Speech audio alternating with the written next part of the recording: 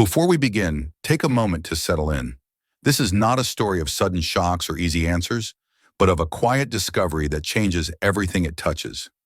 If you enjoy thoughtful mysteries, hidden spaces, and stories where the truth reveals itself slowly, consider subscribing now.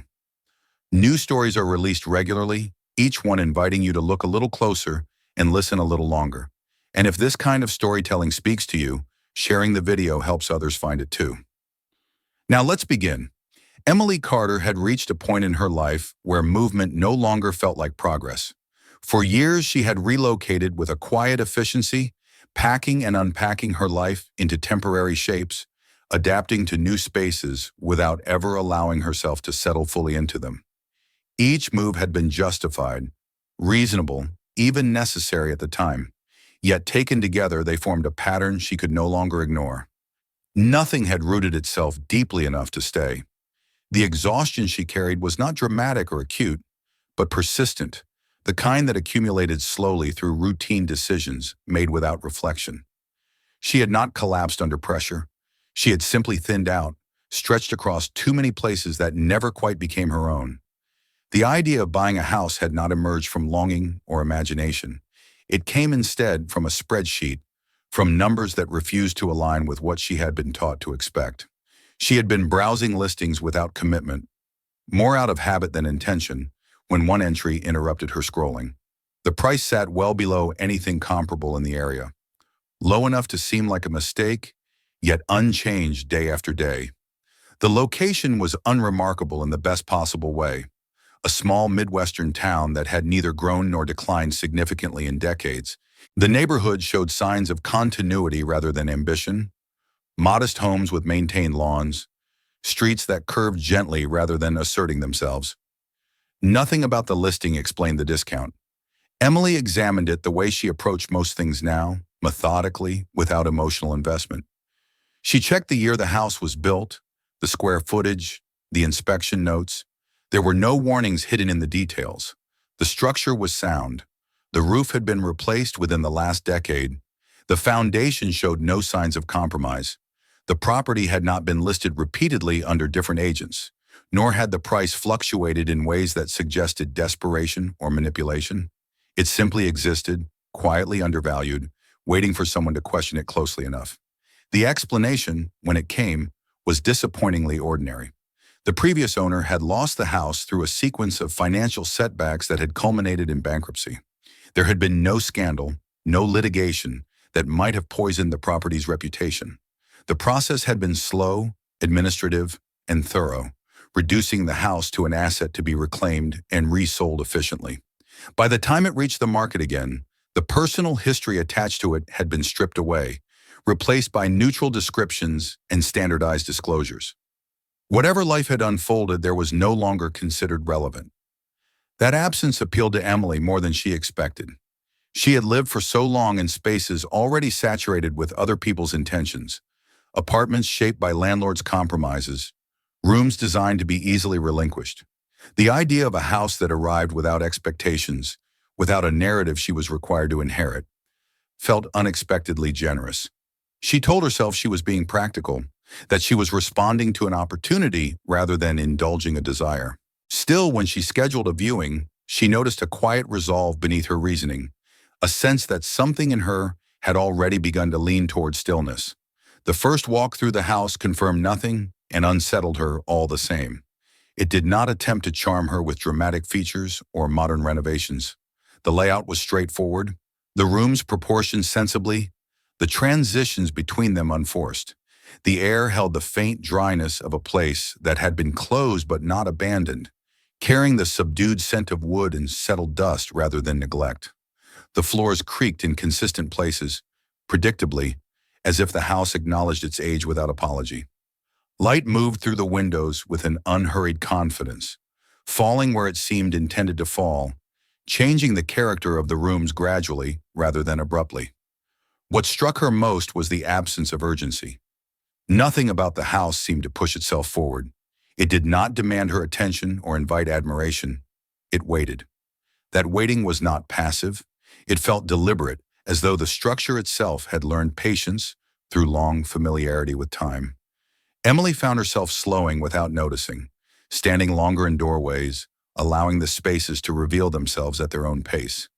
The room that held her longest was the study at the back of the ground floor. It faced away from the street, its windows opening toward a narrow yard lined with mature trees, whose branches filtered the afternoon light into softer patterns.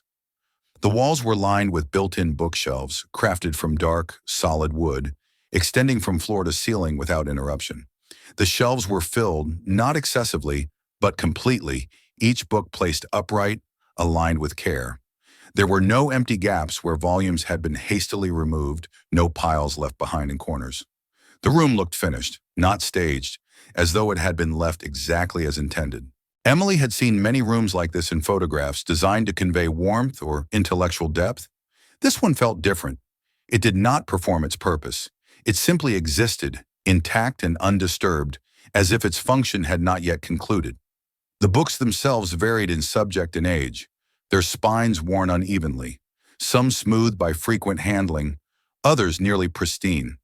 The impression was not of a collector showing off an identity, but of someone living alongside these objects over time. When the purchase was finalized, the transaction unfolded with the efficiency she had come to expect from institutional processes. Papers were signed, keys exchanged, congratulations offered in measured tones. The house transferred ownership without ceremony. Emily returned alone that first evening, unlocking the door and stepping inside with a sense of cautious acknowledgement rather than triumph. The house did not greet her. It absorbed her presence without resistance. She spent the first night moving through the rooms slowly, learning the sounds they made after dark, the way the structure settled as temperatures shifted. She did not feel afraid.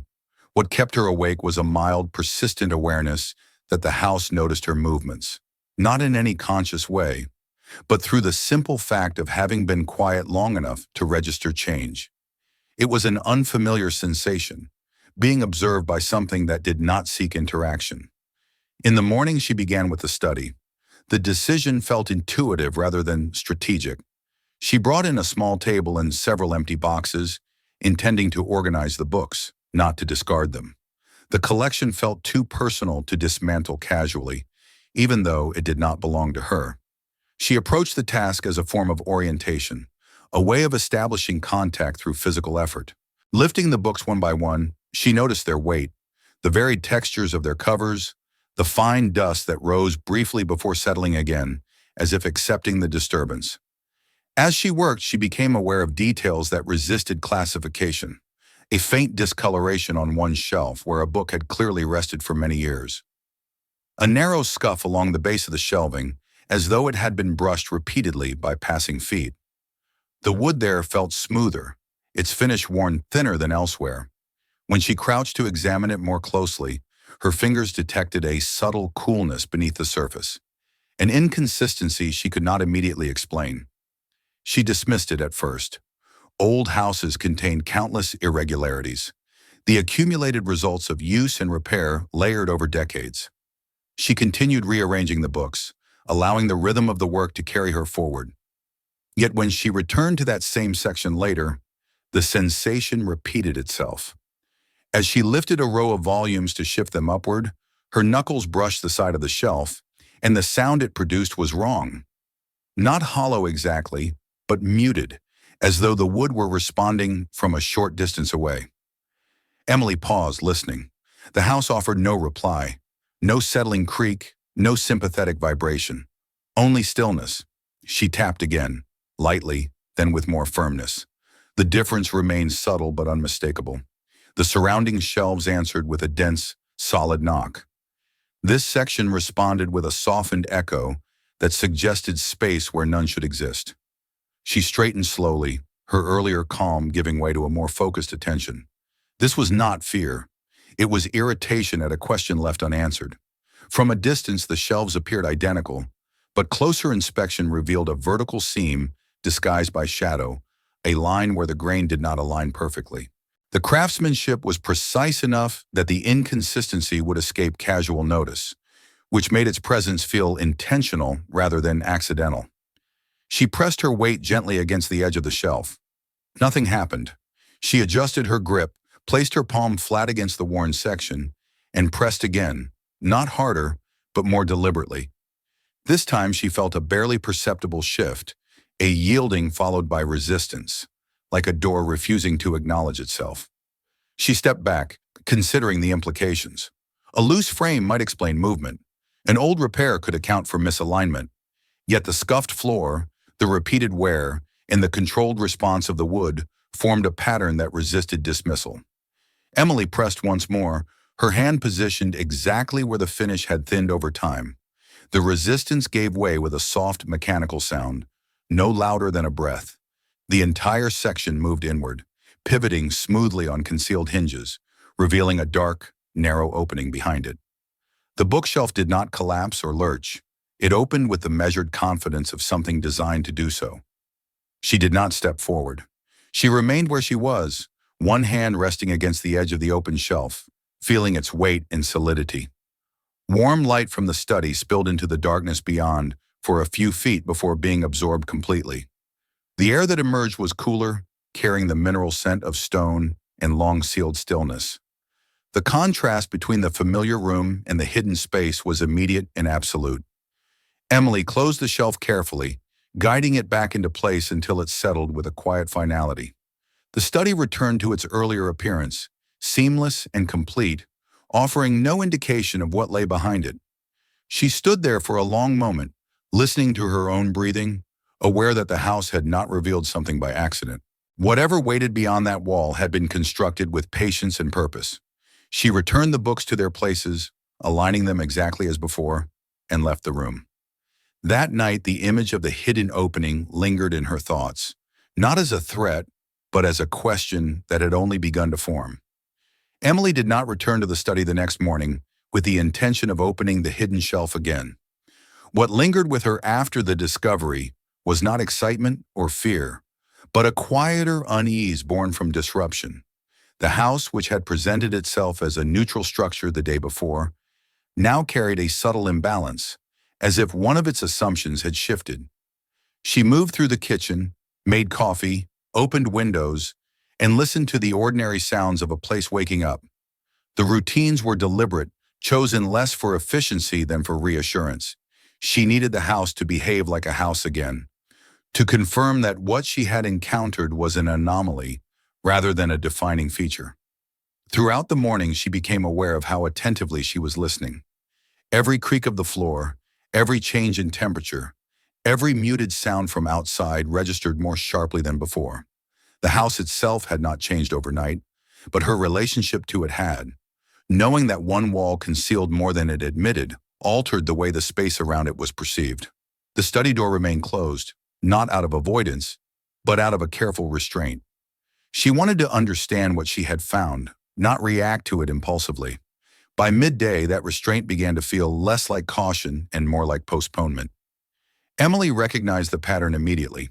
She had spent years delaying decisions under the guise of preparation, convincing herself that clarity would arrive on its own if she waited long enough. The discovery behind the bookshelf unsettled her precisely because it echoed that tendency. Something had been built into the house that depended on delay, on the willingness to leave a question unanswered. The thought followed her through the afternoon, persistent but patient, until it became clear that ignoring it would not restore equilibrium. She returned to the study deliberately, bringing a flashlight instead of relying on her phone. The choice felt symbolic, an acknowledgement that if she was going to examine the space again, she needed steadier light and steadier intention. Before touching the shelf, she took time to observe it from a distance. From this vantage point, the bookcase appeared flawless, its symmetry convincing even to someone who knew better. The books stood exactly as she had aligned them, their spines forming an unbroken pattern. The illusion of normalcy was so complete that she wondered briefly whether the previous day had exaggerated itself in her memory. That doubt dissolved as soon as she stepped closer. The signs were still there, subtle but consistent. The worn finish where a hand had rested repeatedly, the faint irregularity in the alignment of the wood grain, the scuff along the base that suggested habitual movement rather than accident. These details did not announce themselves. They waited to be recognized. Emily placed her hand on the same spot as before and pressed with controlled pressure. The mechanism responded immediately, smoothly, as if relieved to be acknowledged. The shelf pivoted inward with the same heavy precision, revealing the narrow passage beyond. This time she did not close it again. She held the shelf open and examined its construction. The thickness of the wood, the reinforced frame concealed behind the shelves, the way the books remained upright and stable as the structure moved all pointed to careful engineering. This was not a novelty feature or a decorative trick. It had been designed to be used repeatedly, not discovered once and abandoned. The realization shifted her perception of the space behind it. Whatever lay beyond was not an afterthought. It was integral. She angled the flashlight toward the opening, letting the beam map the visible portion of the passage. The walls were stone, irregular but closely fitted, suggesting care rather than haste. The ceiling was low enough to require a conscious adjustment of posture. The floor appeared even, free of debris, though a layer of fine dust lay undisturbed across its surface. The air that drifted outward was cool and dry, free of the dampness she would have expected from a sealed space. That absence surprised her. The passage had been protected from slow decay, maintained through design rather than neglect. Emily stood at the threshold longer than she realized, her hand resting against the edge of the open shelf. The boundary felt heavier than a simple architectural division. On one side was the familiar order of the study, its books and light in recognizable proportions. On the other was a space that did not behave like part of a house at all. Sound changed immediately beyond the opening. The walls seemed to absorb it, muting even her breathing. The contrast sharpened her awareness of her own presence, of how out of place she would be there. She stepped forward cautiously, keeping one hand on the shelf behind her. The physical connection grounded her, a reminder that retreat remained possible. Only when she was certain the door would not swing shut on its own did she take another step inside. The flashlight beam revealed more of the corridor as she advanced. It extended only a few meters before bending slightly to the left, shorter than she had imagined. The narrowness forced her to move slowly, adjusting her posture to avoid scraping her shoulders or head. The walls bore faint marks at shoulder height, shallow scratches that suggested repeated contact rather than damage. Someone had passed through this space often enough to leave traces without leaving mess. As she moved, she noticed the floor more closely. The stone was worn smooth along a narrow path, polished unintentionally by repeated footsteps. The dust, though present, was thinner here, disturbed in a way that suggested careful passage rather than abandonment. The realization unsettled her more than the darkness. This was not an ancient feature, forgotten by time. It had been used, and not so long ago that all evidence had vanished. The passage opened slightly at the bend, revealing a small recessed area at the end. Emily slowed further, her movements measured, her attention narrowing to the details in front of her. Before stepping fully into the space, she knelt near the base of the wall where the dust was thinnest. Running her fingers lightly across the surface, she felt the fine gray layer gather on her skin. Whatever had passed through here had done so carefully, leaving minimal trace but trace nonetheless. The space had been respected, not discarded. She straightened and stepped into the recessed area. It was not a room in the conventional sense, but it was clearly defined. The walls were smoother here, the stone cut with greater precision. The ceiling rose just enough to allow her to stand without bending, though the margin was small. The area felt focused rather than cramped, as if its dimensions had been chosen deliberately to limit distraction. At the center of the space sat a box. It was not large, made of reinforced cardboard, its edges crisp and its surface clean. It had been placed directly on the stone floor, not hidden in a corner or pushed against a wall. Its position suggested intention rather than concealment. Beside it lay a thin folder and a single envelope, both protected by a sheet of translucent plastic that had yellowed slightly with age. The arrangement was orderly, almost formal, as though it had been staged for discovery rather than hidden away. Emily did not touch anything at first. She circled the arrangement slowly, examining the surrounding walls, the floor, the ceiling.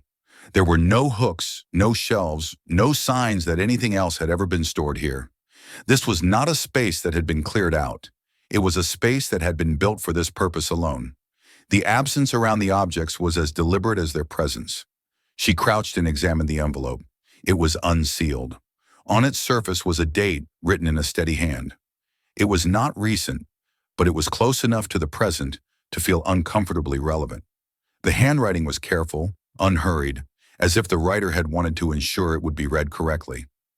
Emily felt a subtle shift within herself then, a recognition that what she had found was no longer merely an architectural curiosity.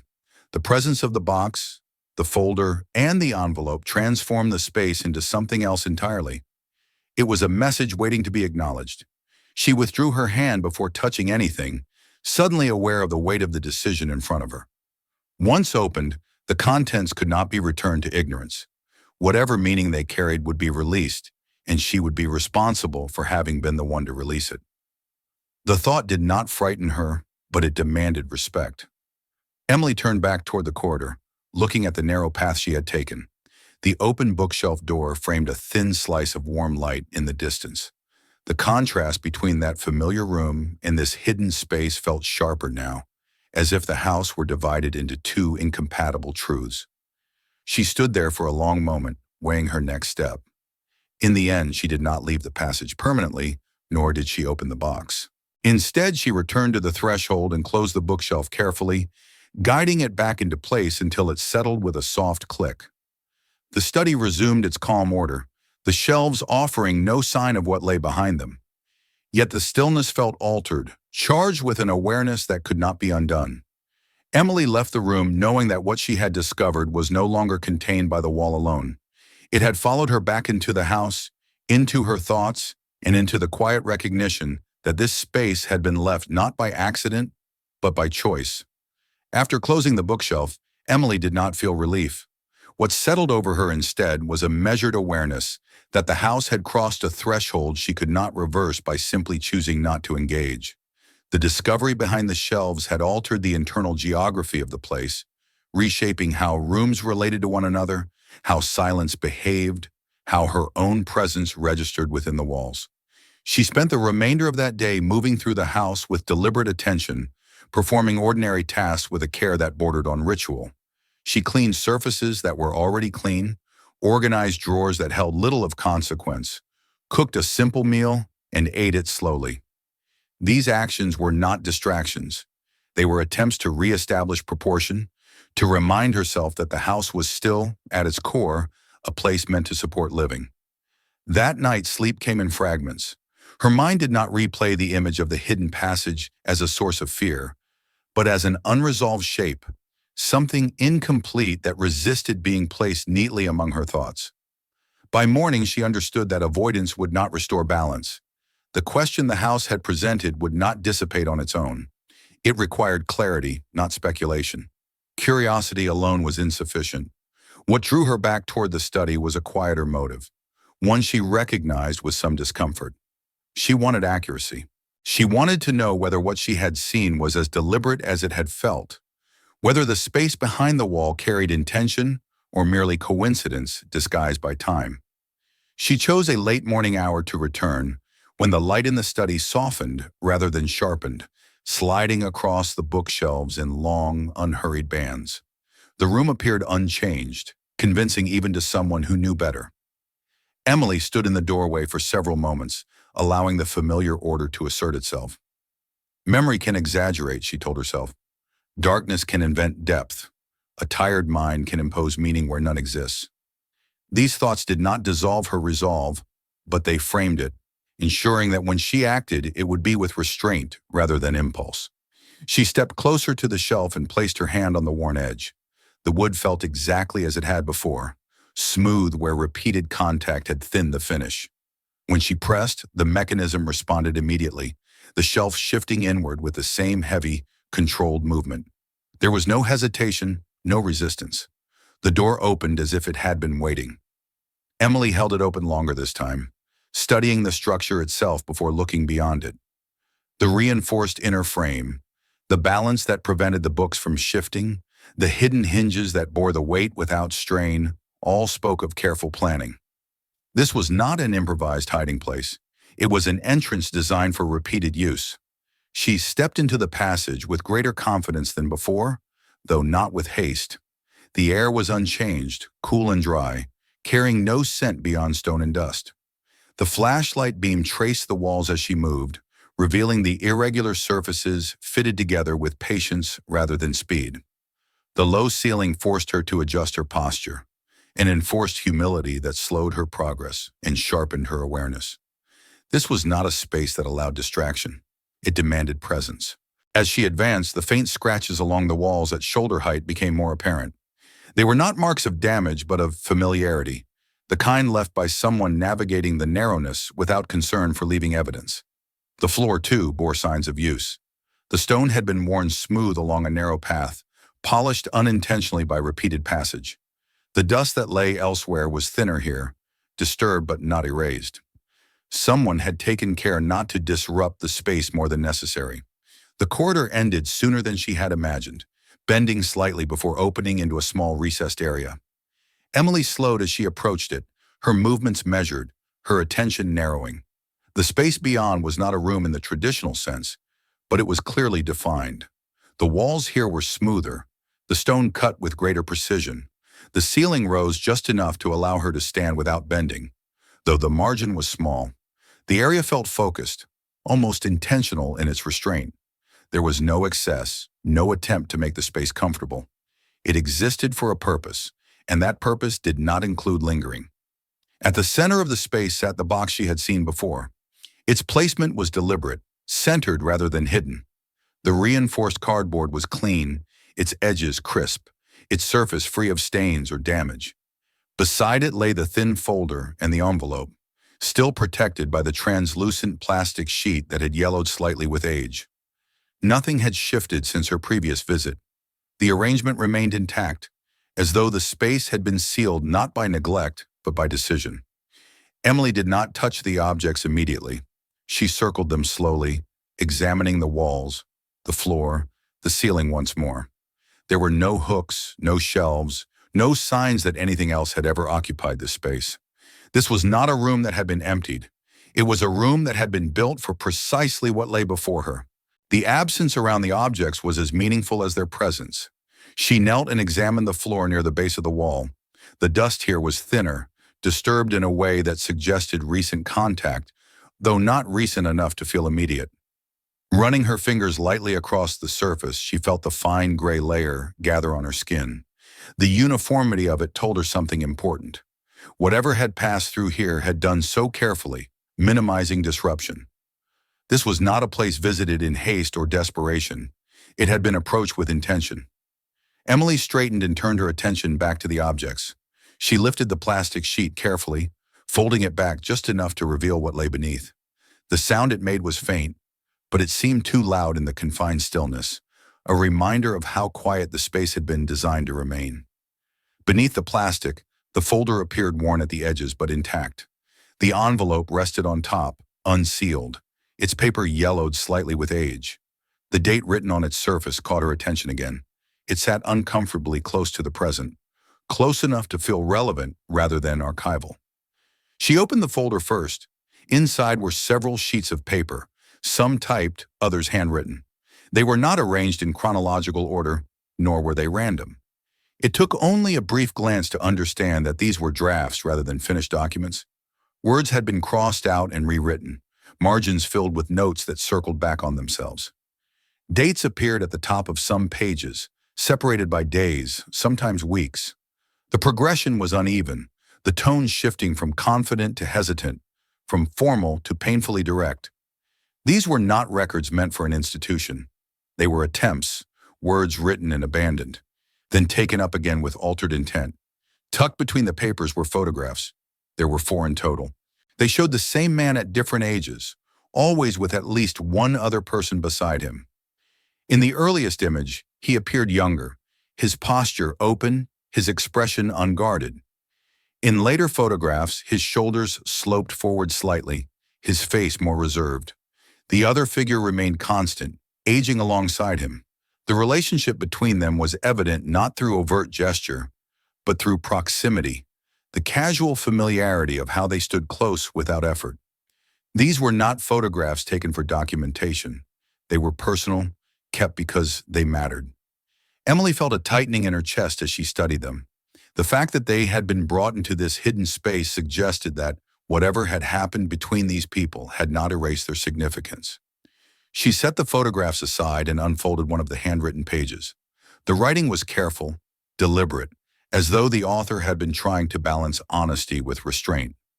She read slowly, not wanting to impose urgency on words that had clearly been written with effort. The text did not reveal dramatic secrets or confessions. Instead, it circled around regret, around misunderstandings left unresolved, around the weight of silence that grows heavier the longer it is carried. The writer spoke of intending to explain, to clarify, to reach out. He wrote of days lost to hesitation, of pride mistaken for strength, of fear disguised as patience. Some pages ended abruptly, mid-sentence, as if the act of writing had faltered under its own implications. Others were crossed through entirely, the words beneath still visible, as though the writer had been unable to fully erase them. A pattern emerged as Emily turned the pages. These were not messages meant to be read all at once. They were attempts, each one abandoned before it could be completed. In the margins, she noticed recurring phrases, not identical in wording, but consistent in meaning. Soon, tomorrow, when the time is right. The repetition unsettled her, not because it was unfamiliar, but because it was painfully recognizable. She reached for the envelope next. Inside was a single sheet of paper, folded carefully. Unlike the drafts in the folder, this letter appeared complete. The handwriting was firmer, the sentences unbroken. It was dated later than the others, but not by much. The tone was different, less tentative, more resolved. The writer had finally committed to saying what he had been circling for so long. Halfway through reading it, Emily stopped. The realization did not arrive with drama, but it settled heavily nonetheless. This letter had not been sent. There were no stamps, no addresses, no signs that it had ever left this room. It had been written, folded, and placed here alongside the drafts that preceded it. Whatever had prevented it from reaching its intended reader had occurred after completion, decisively enough to halt even this final attempt. Her attention returned to the box. She opened it slowly, lifting the lid with both hands. Inside was a small object wrapped in cloth. She unfolded the fabric carefully and found a pair of wristwatches. One was clearly older, its face scratched, its strap worn smooth by years of use. The other was newer, cleaner, its surface unmarred. Both were stopped, their hands frozen at the same time. The symbolism was immediate and unavoidable. These were not valuables hidden for protection. They were markers of shared time, of synchronization once achieved and then lost. Emily did not need explanation to understand their significance. She sat back on her heels, the cool stone pressing through her clothing, anchoring her in the present. This space, she realized, had not been created to hide something dangerous. It had been built to contain something unresolved. As she gathered the contents back together, placing the papers and photographs neatly into the folder and wrapping the watches once more, she noticed something faint written inside the lid of the box. A single name, penciled lightly, without explanation or surname. It was enough. The realization that followed came quietly. This room had not been built to keep a secret from the world. It had been built to protect something from time. She replaced everything exactly as she had found it, restoring the arrangement with care. Standing in the center of the space, she turned off her flashlight. Darkness reclaimed the room instantly, complete and unquestioning. When she retraced her steps and closed the bookshelf behind her, the study returned to its calm order. Yet the stillness felt different now, charged with an awareness that could not be undone. Emily knew, with a certainty that left no room for denial, that what lay behind the wall was no longer merely a curiosity. It was a question, and one that would not allow her to live in the house without eventually attempting an answer. After her last visit to the hidden room, Emily did not return to it immediately. The knowledge of what lay behind the bookshelf settled into her awareness with a steady, persistent weight, altering the rhythm of her days without demanding immediate action. The house itself seemed unchanged, yet her perception of it had shifted. Every room now carried a faint residue of intention, as though the walls had absorbed more than sound and light. She moved through her routines more slowly, attentive not only to what she was doing, but to why she was doing it. The discovery had turned the house from a neutral container into a participant, and that participation required consideration. For several days, she deliberately avoided the study. This avoidance was not denial, but calibration. She needed distance to understand what the hidden space represented and what, if anything, it required of her. The materials she had seen were not evidence of wrongdoing or danger. They carried no immediate threat, no obligation enforced by law or morality. And yet, the longer she lived with the knowledge, the clearer it became that leaving everything untouched would not restore neutrality. Inaction itself had become a choice, and one that mirrored too closely the patterns she had recognized in the drafts and letters. When she finally brought the contents of the hidden room into the study, she did so in daylight, placing them carefully on the large wooden table beneath the window. She worked methodically, as if the act of arranging the items might impose order on their meaning. The box, the folder, the envelope, the photographs, and the watches were laid out with deliberate spacing, not as exhibits, but as fragments of a sequence she needed to understand. This was not an investigation driven by curiosity. It was an attempt to reconstruct cause and consequence without imposing interpretation where facts were sufficient. She began by organizing the papers. Dates helped, but they were not always present, and when they were, they told only part of the story. Tone proved more revealing than chronology. The earliest drafts carried an assumption of continuity, references to plans postponed rather than abandoned, to conversations expected rather than demanded. There was confidence in those pages, not arrogance, but an underlying belief that time was abundant and resolution inevitable. As the drafts progressed, that confidence eroded. Sentences became shorter, more careful. Words were chosen with increasing restraint, as if the writer were trying to control not only what was being said, but how it might be received. Emily noticed how often certain ideas reappeared, rephrased but unchanged in essence. The desire to explain without provoking, to acknowledge without destabilizing, to reach out without risking rejection.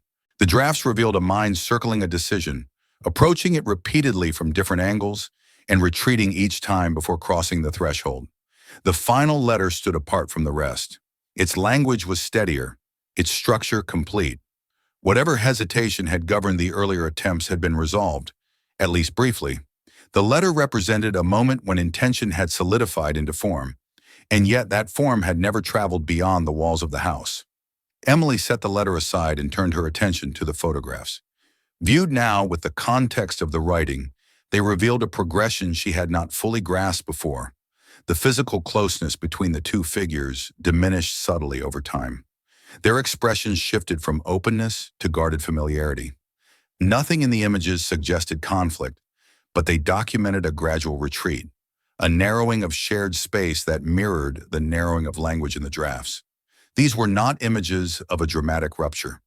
They were records of distance accumulating quietly. She searched the rest of the house for contextual traces, not with the intent of intrusion, but to confirm or challenge the story suggested by the hidden room. In a closet, she found old utility bills and unopened envelopes, their dates aligning with those on the drafts. In a box left behind in the garage, she discovered miscellaneous paperwork, receipts, manuals, renewal notices. None of it was remarkable on its own.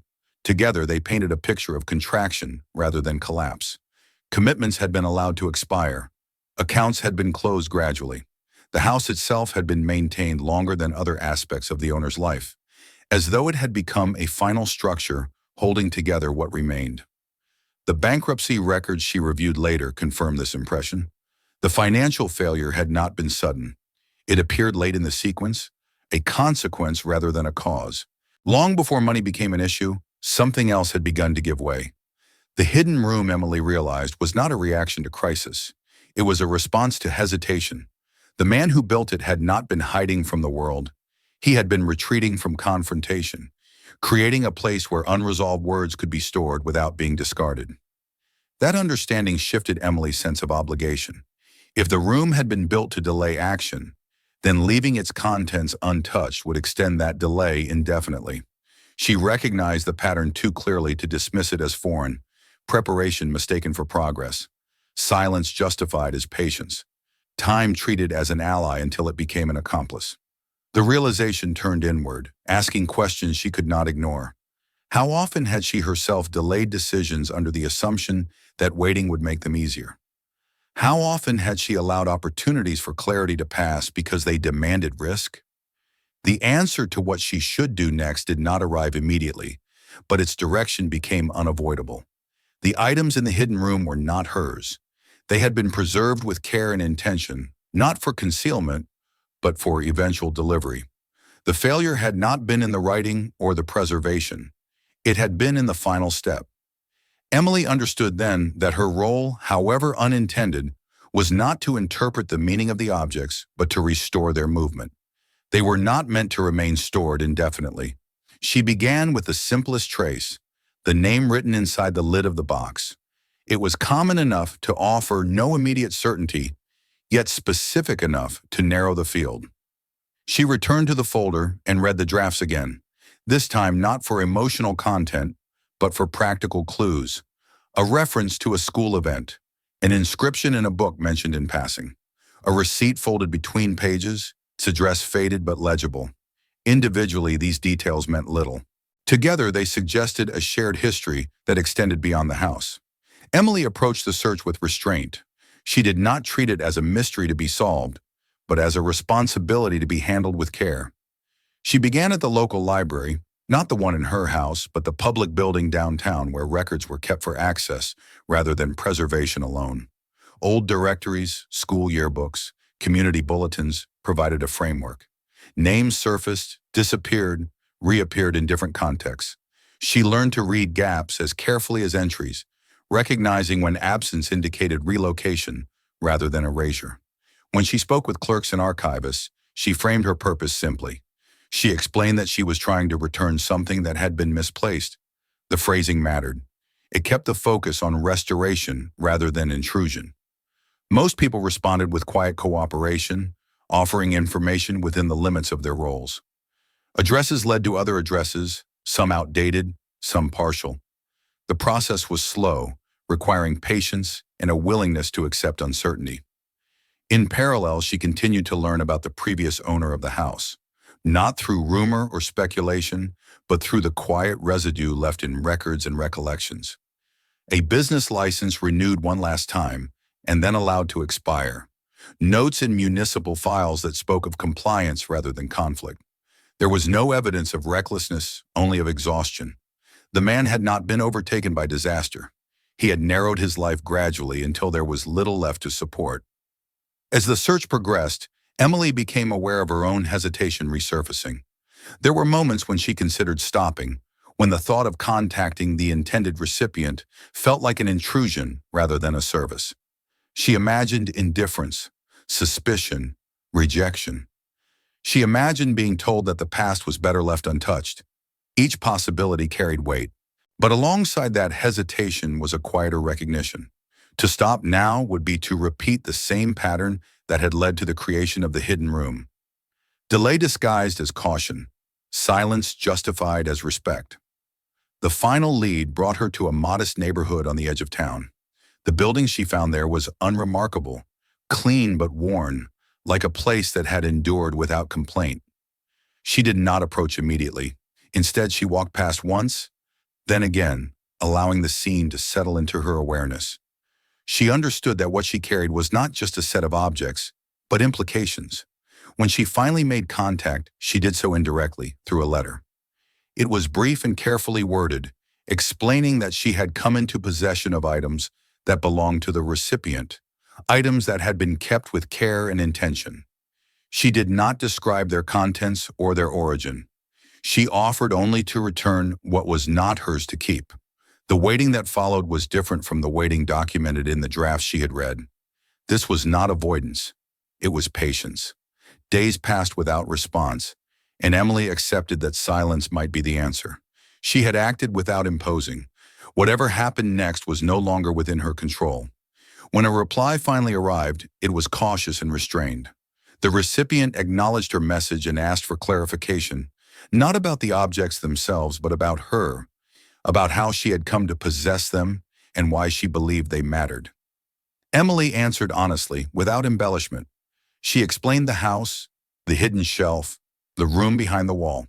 She did not interpret the contents or assign meaning. She stated only that they had been preserved deliberately and that she believed they had been intended for the recipient. The response that followed did not come immediately. When it did, it carried a request. The recipient wanted to see the objects, but also the place where they had been kept. Not out of curiosity, but necessity. Whatever understanding was to be reached required context. Emily agreed without hesitation.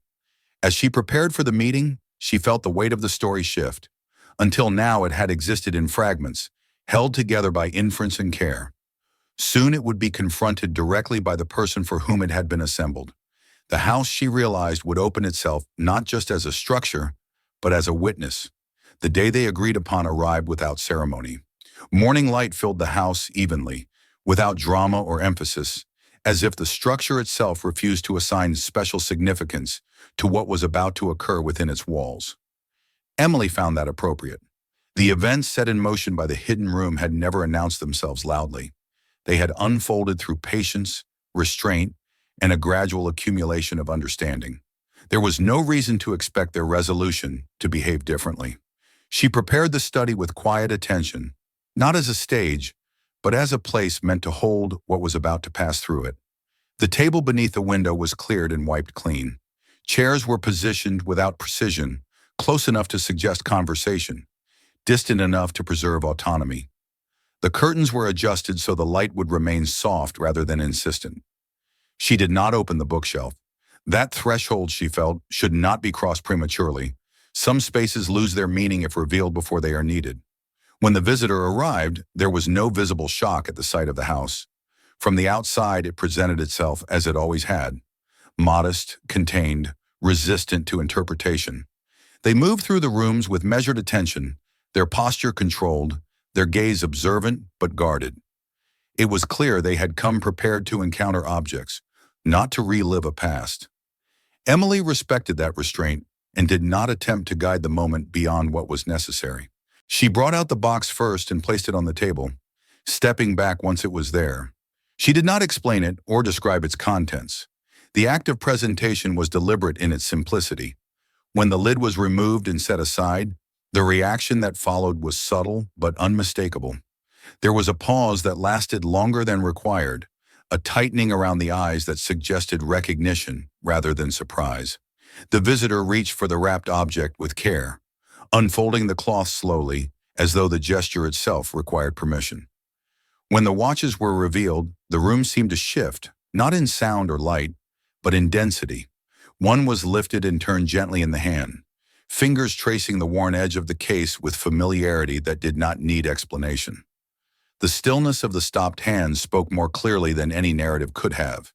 These were not objects encountered for the first time. They were confirmations.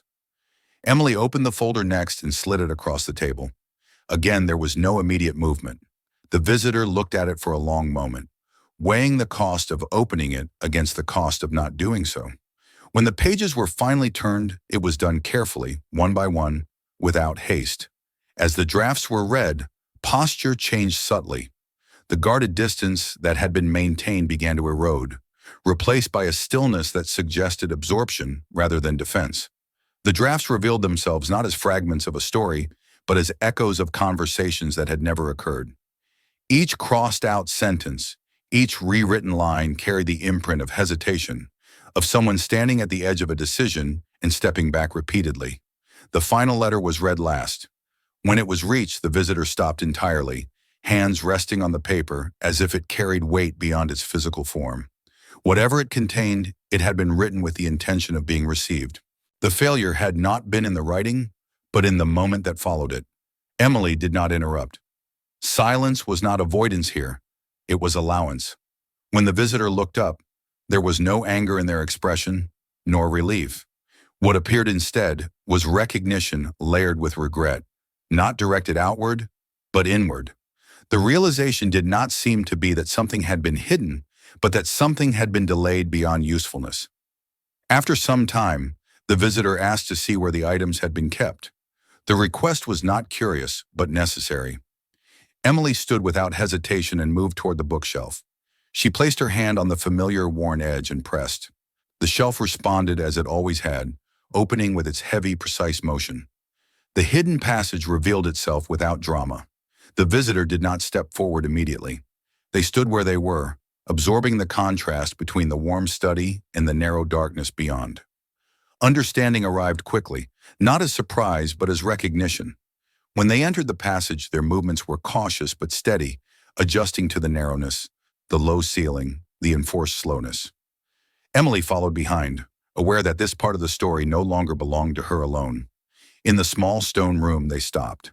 The floor and walls were bare now, the objects absent, yet the space spoke as clearly as it had when it was full. This was a place built not to hide but to wait, a place designed to hold a moment that never arrived. They stood there for a long time, neither speaking nor moving. The silence was complete, but it was no longer empty. It was filled with the weight of things not said when they should have been, and with the understanding that saying them now would not undo what had already passed. When they returned to the study and the bookshelf closed behind them, the room felt different, not transformed in form, but altered in meaning. The hidden passage no longer demanded attention. Its purpose had shifted. What had once been a container for delay had become a witness. They sat together at the table without ceremony. The watches rested side by side, their stopped hands catching the light. There was no attempt to restart them. Their stillness had become part of what they represented, a reminder that some moments cannot be resumed, only acknowledged. The visitor gathered the items slowly, not as possessions reclaimed, but as fragments of a story finally allowed to exist outside the narrow space where it had been confined. Before leaving, they asked what Emily intended to do with the hidden room. The question was not practical, it was symbolic. What happens to a place built for waiting once the waiting ends? Emily did not answer immediately. She looked at the bookshelf, at the study beyond it, and understood that the house no longer held a secret. It held a lesson. She said she would leave the passage intact. Not sealed, not displayed. It would remain as it was, no longer hidden by pretense, but no longer used for avoidance either. A reminder that silence, too, builds structures. After the visitor left, the house felt lighter. The quiet that followed was different from the silence that had existed before. It was no longer the silence of withheld words, but the stillness that follows acknowledgement. That night, Emily sat in the study with a lamp on, among the shelves, and allowed herself to rest without distraction. She understood then that the true discovery had not been the passage or the objects it concealed. It had been the realization that delayed words do not disappear. They accumulate weight. They shape spaces. They alter lives quietly until someone is willing to open the door they have been hidden behind. If this story kept you watching, take a moment to subscribe for more quiet mysteries and thoughtful stories like this one. New videos are always waiting, with hidden details, human secrets, and moments that stay with you longer than you expect. Check out the next video on your screen, or explore the channel for other stories you may have missed. And if this one resonated with you, share it with someone who enjoys meaningful mysteries and slow, immersive storytelling.